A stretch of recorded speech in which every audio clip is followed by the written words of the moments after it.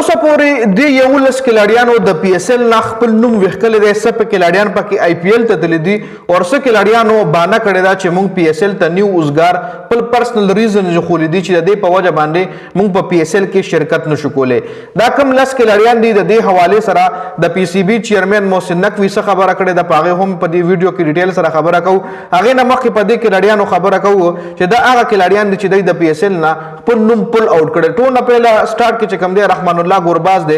خیر د پاکستان کرکټ فینز هم نه غوښتل چې رحمان الله ګورباز دی په پی اس ال کې شرکت وکړي ځکه چې کله نه د پېښور زلمي لوبډلې اغشتلو نو د پېښور زلمي لوبډلې باندې کرکټ فینز شدید تنقید روان کړو.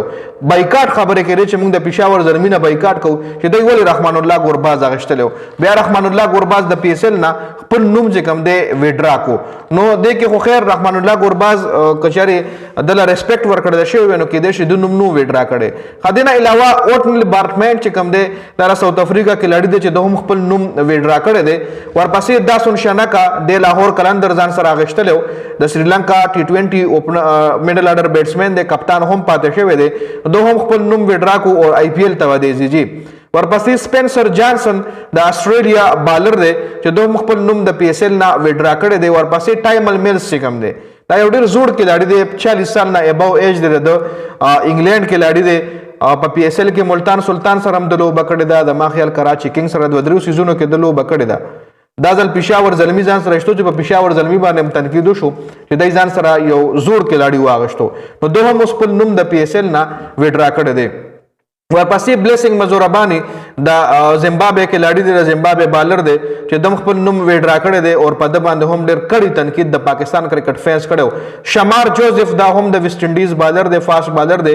ورپسې جیک فریسر مکګورک د استرالیا اوپنر بیټسمن جارحانه بیټسمن یو ښه کلاړی یو نوجوان کلاړی دوه خپل نوم وډرا کړی. د پرسنل ریزن خولې دی چې زما ذاتی مصروفیات دي دغه په وجه باندې ز شرکت نشم کولای چونکه ذاتی مصروفیات نشته او کې د شي د آی پی ال نه د لا آفر شوی وي. ذاتی مصروفیت کړه دونو د پی اس ال اکشن د لپاره خپل نوم نه ورکولو چې کوم کې لاډي اوسګار دی نو هغه نوم نه ورکړي د نوم ورکړو نو مطلب د اوسګارو.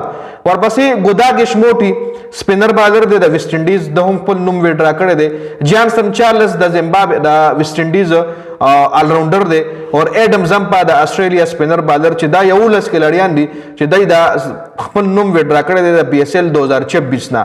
اوس دې حواله سره محسن نقوی وایي چې په دای باندې موږ پابندي لګاو او بل کس نوم وډرا کوي نو په موږ باندې اثر نه پروزي د کوم سره اوس هم په اکشن پول کې ډیر داسې کلاډیان دي چې خو کلاډیان دي وغي په دې انتظار دي چې موږ په پی اس ال کې پک شو نو کدی زی دای په ځای موږ نور کلاډیان اغشتل شو موږ سره نور کلاډیانو وینډو شته دی.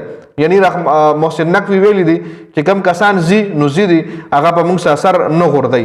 نو دا 11 کلاډیان دی وروره چې د پی اس ال 2026 نه انکار کړی دی او پی اس ال 2026 نه د اکشن نه پس ټیمانو اغشتلی ځان سره او خپل نوم ته پل اوټ کړی دی. نو د حواله سره تاسو سره لري کمنټ لازمي وکړئ.